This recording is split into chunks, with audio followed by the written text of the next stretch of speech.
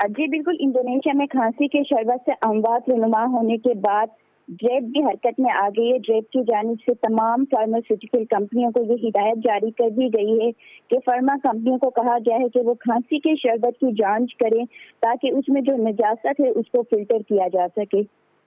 इस तरह की जांच से फार्मास्यूटिकल कंपनीज जो है उसमें मैन्युफैक्चरिंग के से मिलावट में जो चीज़ें बनाई जाती है उसका खात्मा किया जा सकता है। तमाम फार्मा कंपनियों को अपने सिरप और अद्वियात की मुहलिक और जहरीली निजात के टेस्ट कराना लाजमी करार दिए गए हैं।